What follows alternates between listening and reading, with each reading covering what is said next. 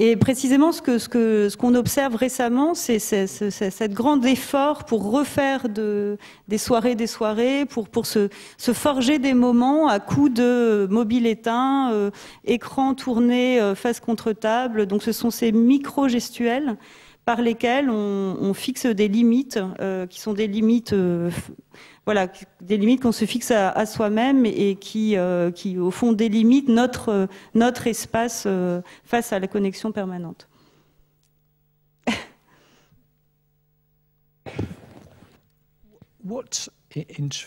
I'm sorry, my French isn't good enough to ask sensible questions in French, so I'll have to ask them in English, and we have to tolerate a bit of a delay while the translator kindly translates them for us.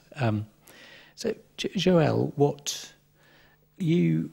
am I right in thinking that you don't believe that there has been a negative effect on people's psychology, particularly young people's psychology, by the fact that we are permanently connected, that we could permanently be somewhere else? Alors, je pense que, en tout cas, l'effet produit est celui, comme je le disais, de l'autodiscipline. C'est-à-dire que, pour moi, la grande différence générationnelle entre notre génération et puis les jeunes adolescents aujourd'hui n'est pas que d'un côté ils sont nés avec la technologie et de l'autre on a rattrapé la technologie plus tard. Ce n'est pas ça. C'est plutôt que les jeunes gens ont à faire des efforts supplémentaires par rapport à ce que nous faisions nous pour comme je le disais, se créer des espaces de déconnexion, même si ce sont des espaces de déconnexion partielle, mais pour focaliser son attention sur un travail à accomplir, sur une personne qu'ils ont en face d'eux.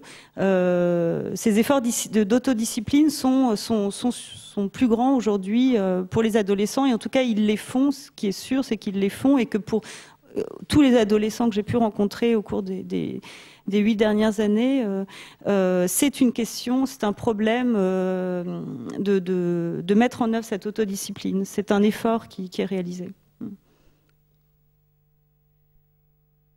Is this something that there should be any policy intervention about, or is this just a new challenge that young people have to face in the same way perhaps that there were challenges of our generation?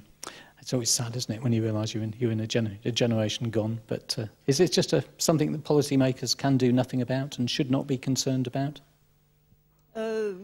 Alors, oui, je pense que, enfin, si j'ai bien compris votre question, je pense qu'il y a pas tellement à se préoccuper de l'équilibre que trouveront les jeunes gens face à ces nouvelles technologies. Mais enfin, c'est juste que c'est intéressant de comprendre que cet équilibre est un équilibre en ajustement permanent, et que c'est un équilibre tout intérieur. Et pour moi qui fais des enquêtes depuis très longtemps sur ce sujet, je suis très frappée par le fait qu'il y a encore 5 ans, lorsqu'on parlait de la mobilité, aux gens un peu partout, le souci, l'inquiétude qui pointait était celle de l'effet sur la sociabilité. Est-ce que les téléphones mobiles nous créent de l'incivilité? Est-ce qu'on ne sait plus vivre ensemble? Est-ce qu'on ne sait plus être en face à face? Aujourd'hui, l'inquiétude qui survient dans les discours ordinaires, c'est celle d'un équilibre tout intérieur. C'est-à-dire qu'on voit bien que c'est sur le terrain de l'intériorité qu'on doit trouver une bonne relation à ces outils. Donc c'est ces limites que j'indiquais tout à l'heure, qui sont des limites tout intérieures, entre avoir une idée et écrire un texto, avoir une émotion et la communiquer, voir une scène intéressante et la prendre en photo. Et puis ensuite, autre limite encore, une fois que la photo est prise, l'envoyer à ses amis, la poster sur Facebook. Voilà, écrire sur Twitter. Donc ce sont ces micro-limites qui font sens aujourd'hui.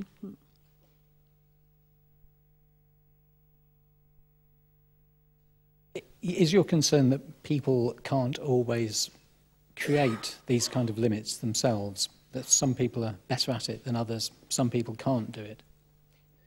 Non, non, moi je suis plutôt optimiste. Je pense que les gens trouvent leur façon de créer des limites et qu'il faut bien comprendre que la compétence communicationnelle aujourd'hui, c'est le contrôle des signes qu'on produit. En fait, c'est ça le cœur de la compétence communicationnelle, c'est ça. C'est pas est-ce que je suis un bon utilisateur, est-ce que je suis à l'aise avec les nouvelles technologies, est-ce que voilà, ce qu'il faut savoir faire aujourd'hui avec les outils, et je pense que c'est à la mesure à la portée de chacun, c'est contrôler ce qu'on donne à voir, ce qu'on cache, contrôler ce qu'on va communiquer, ce qu'on va garder pour soi. Voilà, c'est de cet ordre-là. And you're not concerned about the way this has created an information overload. I feel myself sometimes that there is so much information available to me that sometimes I think I should be doing something, I should be writing something. I don't do it, and I allow myself to be distracted by text messages and the internet and emails and so forth. That doesn't concern you? Alors, c'est précisément ce que j'essaye de pointer, c'est-à-dire c'est parce qu'on ressent la tentation de ces distractions, on l'éprouve en permanence, c'est pourquoi on est enfin, les uns et les autres obligés de se créer des espaces de travail, de concentration. C'est-à-dire que ce qu'on observe, c'est souvent un mouvement en plusieurs temps. C'est que d'abord, en effet, on peut s'éprouver pendant un temps difficile à mesurer, complètement distrait et dissipé par toutes ces distractions possibles. Mais dans un second temps, forcément, on va chercher à se ressaisir. Et je pense qu'il faut vraiment se méfier de cet imaginaire dont on entend beaucoup parler, enfin qui nous influence beaucoup, je crois, de l'individu dispersé. C'est-à-dire que l'idée que les individus aujourd'hui seraient des sortes d'entités éclatées dans leur attention, mais aussi dans leurs facettes. Je pense qu'il faut s'en méfier parce que je pense que c'est une vue de l'esprit. Et que pour produire, pour être en relation, pour se reposer, voilà, on a toujours besoin de ces moments où on sélectionne, on hiérarchise. Simplement, c'est plus coûteux aujourd'hui, ça nécessite plus d'efforts. Voilà ce que j'essaye de mettre en évidence. Thank you very much, Joelle. It's Saturday for me. I don't tend to look at my emails or mobile phone on Saturdays. But then Sunday, the temptation has got too much, and I have to go and look at them.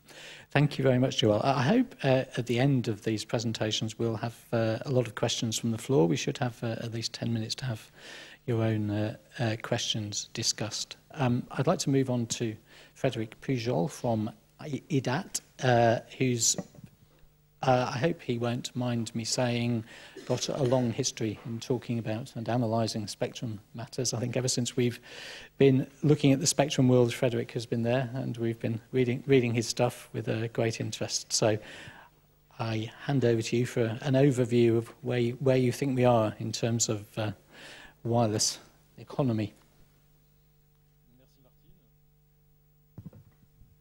Martine. Je vais commenter un transparent qui apparaît maintenant pour illustrer un petit peu les dernières évolutions dans le secteur des mobiles. Alors, à commencer par la vraie révolution de ces 4-5 dernières années, c'est l'explosion du trafic de données mobiles. Donc, les réseaux mobiles ont vu un doublement du trafic à peu près tous les ans, donc sous l'effet de l'accroissement du trafic de données mobiles. On est maintenant passé à un rythme un tout petit peu moins rapide, mais on est toujours autour de 80% à peu près dans le monde. Et cette explosion du trafic de données mobiles, elle est due à la combinaison de plusieurs facteurs. Hein. Donc l'accroissement des débits et des capacités sur les réseaux mobiles, la plus grande variété de terminaux avec l'arrivée des smartphones en particulier, et tout un tas d'innovations et d'évolutions, notamment sur les tarifs, qui ont permis de faire croître ces usages. Alors aujourd'hui, le trafic de données mobiles, c'est à plus de 50% de la vidéo. Et ce trafic-là, ce qu'on peut constater, c'est que ce trafic vidéo, il est encore plus important sur les réseaux de dernière génération, sur les réseaux 4G LTE.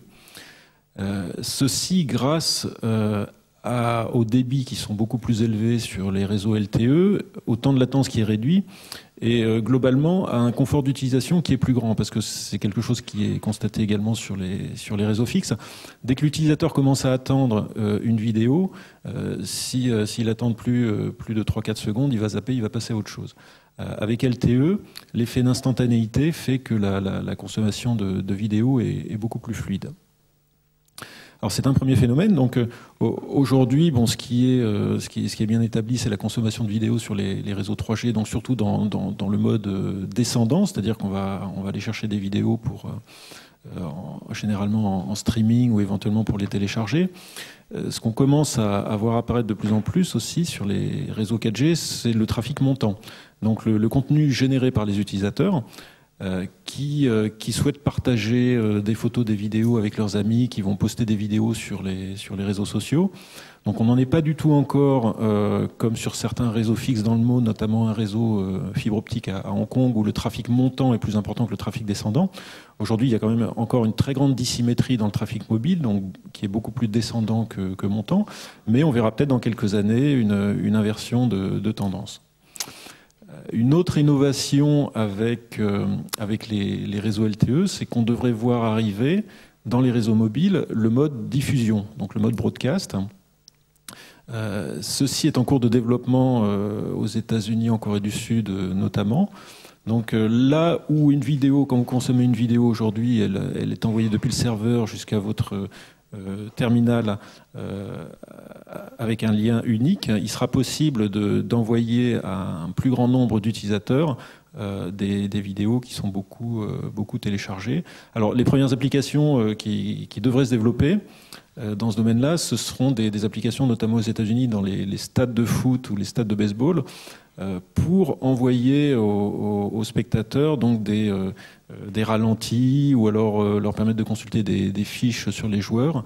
Donc un certain nombre d'applications qui devraient donner lieu à des nouveaux business models avec la vente à l'entrée des stades d'un droit pour consulter ces vidéos.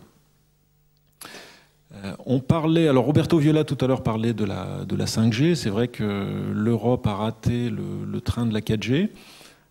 Là où l'Europe était vraiment leader dans le GSM, la 2G, et puis encore un peu dans la 3G. Donc l'Europe s'est fait dépasser par les pays d'Asie comme la Corée du Sud, le Japon et puis les États-Unis sur la 4G.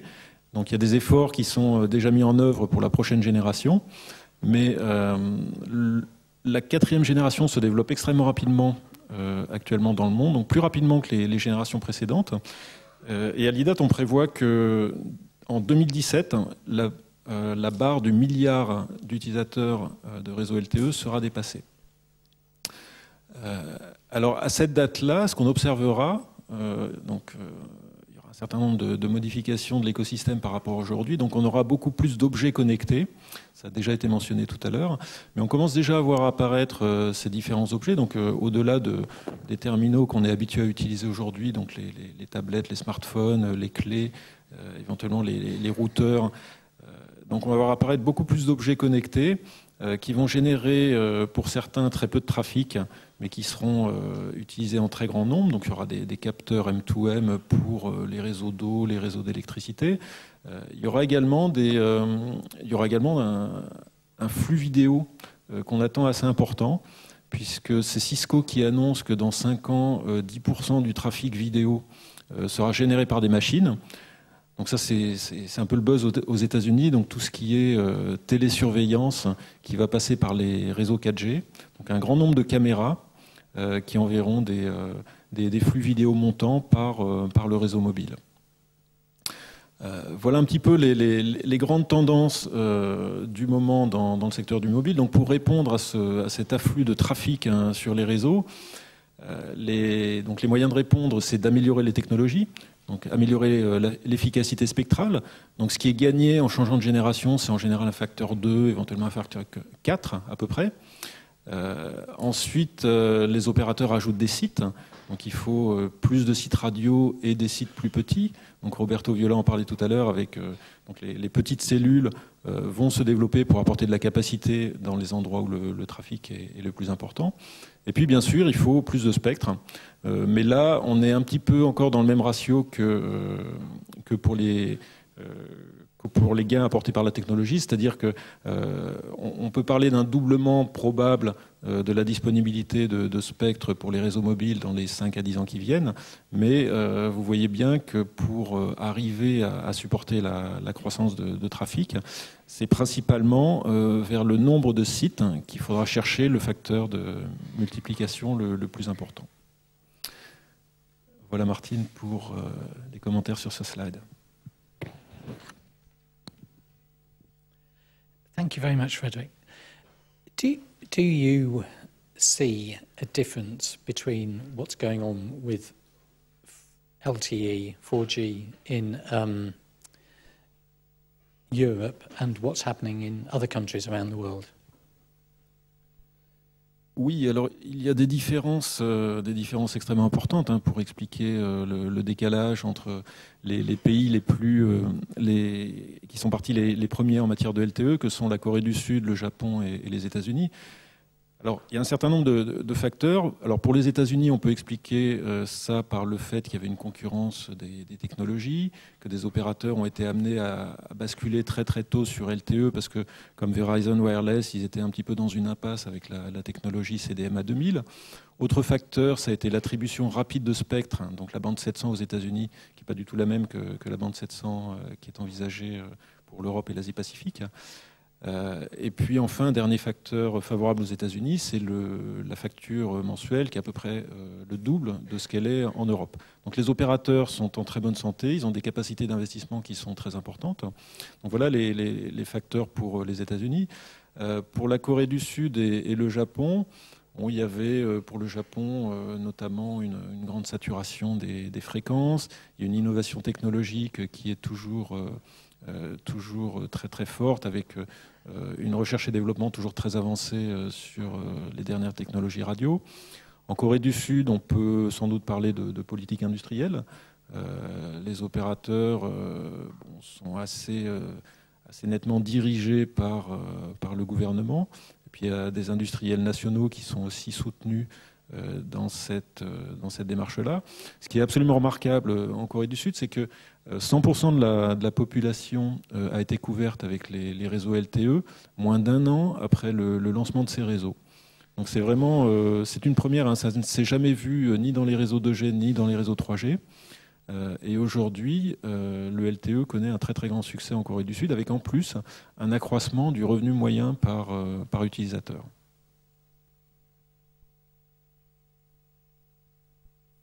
Thanks very much, Frederick. You said that in the States there was a high revenue per user, giving companies more money to invest in their networks. Is that a symbol perhaps of a lack of competition producing greater development in 4G? Alors, il y a très certainement des facteurs liés à la régulation. On dit que la régulation est moins pesante aux États-Unis qu'en Europe, notamment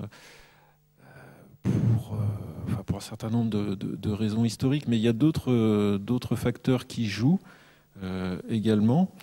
Il faut rappeler qu'aux États-Unis, les dépenses des habitants, par exemple pour la télévision par câble, c'est à peu près $100 par mois. Donc avoir une facture de téléphone mobile à 60 ou $80, c'est pas du tout quelque chose d'aberrant. En Europe, les dépenses des foyers ne sont pas les mêmes. Donc il y a un certain nombre de facteurs qui sont liés au développement de la société qui sont en jeu. La régulation aux États-Unis, elle va sans doute s'infléchir dans les années qui viennent. On assiste en ce moment à une phase de consolidation sur ce marché, à l'entrée d'acteurs étrangers. Donc il y a sans doute de grands bouleversements qui sont à attendre. Et c'est sans doute pour ça aussi qu'on voit que les acteurs américains aujourd'hui sont en train de commencer à regarder des acquisitions en Europe et puis dans les autres zones géographiques, pour essayer justement de compenser l'anticipation qu'ils font d'un durcissement de la régulation dans leur pays et donc d'une chute de leur marge aux États-Unis. Thanks very much, Frederick. Well, if we could move on to Abdul Karim Soumaila from the African Telecoms Union. Perhaps you could give us your observations on this topic. Ok, merci. Je crois que moi-même, je vais profiter pour parler au moins en français, comme tout le monde. Et avant de répondre à votre question, je voulais saisir l'occasion surtout pour remercier l'ANFAFR pour nous inviter en tant que groupe Afrique à ce séminaire sur les fréquences. Et puis l'ANFAFR a toujours appuyé le groupe Afrique dans nos domaines, dans nos activités. Et ceci étant, je pense que quand on parle de mobilité, il faut peut-être faire la différence entre l'Europe et l'Afrique. Parce qu'aujourd'hui, ce que l'Europe est en train de parler, quand je regarde la présentation de Pujol, je pense que c'est bien la prononciation, eux sont en train de projeter déjà tout ce qui est trafic de données, de vidéos et autres. En Afrique, d'abord, nous, notre préoccupation était, au début, c'était d'abord l'accès. Parce que avant la libération du secteur des télécoms dans beaucoup de pays africains, en fait, les télécoms, c'était vraiment un luxe. Il n'y en a pratiquement pas, il n'y a que dans les grandes villes que vous allez trouver un téléphone et autres. Et aujourd'hui, ce qu'on peut constater, nous avons un taux de pénétration en Afrique de l'ordre de 50%, au moins c'est dans le domaine de l'accès au mobile. Et vous allez voir que nos jeunes, en général, 90% ne connaissent même pas le téléphone fixe en Afrique. Ils ne connaissent même pas. Pour eux, tout a commencé par le wireless. C'est pour vous montrer qu'aujourd'hui, comment le wireless, en fait, a servi d'abord en Afrique dans le domaine d'abord de l'accès aux communications. Maintenant, nous sommes en train de passer à une autre phase, qui dit que la phase des broadband. Sur cette phase-là, nous sommes en retard, parce qu'il faut dire que l'Afrique est en retard, parce que nous avons d'abord un retard à combler dans le domaine de l'accès, puisque jusqu'à présent, il faut se dire qu'en Afrique, nous avons encore des zones qui n'ont pas encore d'accès au téléphone. Donc, notre préoccupation d'abord, c'est d'abord faire en sorte que tous les Africains aient d'abord l'accès aux moyens de communication, comme on dit, modernes. Maintenant, il y a là notre deuxième lutte, c'est qu'on est en train de passer en même temps, bien sûr, de manière parallèle à la phase de broadband, parce que de toutes les façons, comme on dit, chacun roule en fonction de ses moyens. Il y a ceux qui sont aujourd'hui dans les grandes villes qui ont déjà résolu le problème de l'accès, mais ils ont besoin maintenant des données, ils ont besoin d'autres informations, donc plus, qui demandent des capacités. Et c'est pour ça, effectivement, que nous pensons que notre objectif aujourd'hui, c'est de pouvoir harmoniser le spectre de fréquences en Afrique pour qu'on puisse au moins bénéficier, comme on dit, de l'économie d'échelle par rapport à tout ce qui est équipement de télécommunications. Et je pense que j'ai bien apprécié la présentation du directeur adjoint, je crois, de la Commission de l'Union européenne sur l'harmonisation de la bande 700 mégas. Parce que vous savez, le groupe Afrique et le groupe Europe, nous sommes dans la même zone. Et nous avons toujours eu à faire des discussions terribles par rapport à ce que l'Europe veut et ce que l'Afrique veut. Mais au moins, nous sommes maintenant satisfaits d'entendre que l'Europe aussi voulait harmoniser cette bande-là. Je pense que ça va nous servir, nous tous, d'économie d'échelle. Et ceci favorise certainement, comme on dit, la coopération entre les pays. Et puis, nous sommes toujours préoccupés par tout ce qui est, comme on dit, spectre de fréquence, parce qu'en Afrique, pratiquement, on ne fait que du wireless. Donc, ça consomme énormément de fréquences, mais Dieu merci, comme on dit, nous avons des ressources en spectre, et je suis d'accord avec ceux qui pensent que le spectre de fréquences aussi, ce n'est pas quelque chose que nous pensons qu'on va toujours vendre toujours sur le marché. Il faut savoir, comme on dit, gérer le spectre avec l'efficacité. Et cette efficacité, nous la faisons ensemble avec tous les acteurs, parce que ce soit les opérateurs, comme on dit, de radiodiffusion, les opérateurs télécoms, et puis les régulateurs, nous avons créé une plateforme dans laquelle nous faisons toujours des discussions ensemble pour qu'on puisse prendre en compte les préoccupations de tout un chacun. Donc l'harmonisation pour nous, c'est un premier pas à atteindre pour qu'on puisse effectivement bénéficier de l'économie d'échelle en Afrique. Voilà vraiment ce que je dis. Maintenant, tout ce qui est maintenant, il y a ce qui est qu'on appelle aujourd'hui de l'innovation. En Afrique aussi, il faut se dire que la venue du mobile a créé beaucoup d'innovation parce que non seulement nous avons au début un problème d'accès à tout ce qui est soins de santé, éducation et autres, mais aussi nous avons eu un problème d'accès à tout ce qui concerne les accès aux banques. Il n'y a pas de banque en Afrique, mais avec l'innovation, parce qu'il faut là se dire que les opérateurs et puis les jeunes au niveau de l'Afrique ont quand même initié beaucoup de choses qui font qu'aujourd'hui on voit de nouveaux talents qui se développent dans le domaine de ICT en créant des systèmes, ce qu'on appelle couramment, les gens ont connu par le mot M-Pesa, c'est parce qu'il y avait le premier mot qui était sonné, c'était le M-Pesa, qui était né au Kenya. Et aujourd'hui, au Kenya, vous avez pratiquement plus de 26 millions d'abonnés dans le domaine du M-Pesa. Ça veut dire que pratiquement tout celui qui a un mobile aujourd'hui, il a un compte M-Pesa. Donc, vous allez voir qu'au niveau de la banque, on a combien d'abonnés au niveau de banque. Donc, voilà l'innovation chez nous que le mobile a amené. Ce qui fait que tu veux envoyer ton argent tout de suite, en tout cas, tu vas trouver le moyen de l'envoyer à ta famille parce que vous savez très bien comment l'Afrique est liée, comme on dit, en famille. Donc, nous sommes toujours sur le système d'aider les parents. Alors, donc, si un parent a un problème tout de suite, j'ai un moyen, en tout cas, de le résoudre sans qu'ils viennent chez moi pour accroître encore les dépenses parce que tu vas te déplacer de Mombasa jusqu'à Nairobi.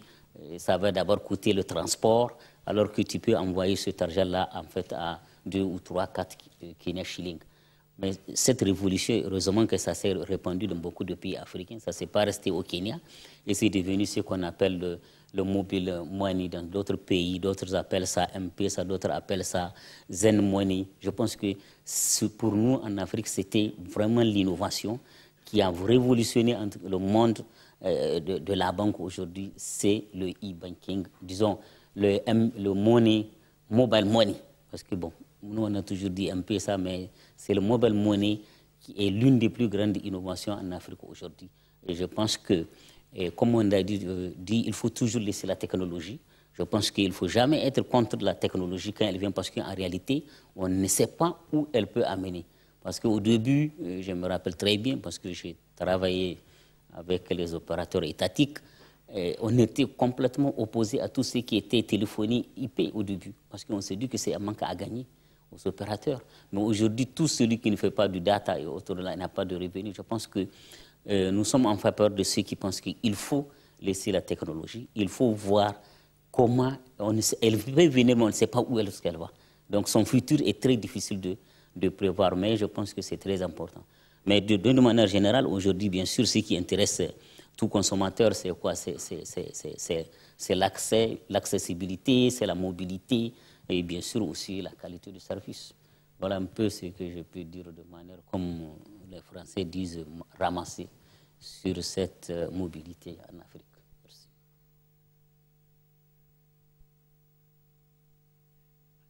Thank you very much, Abdul Karim.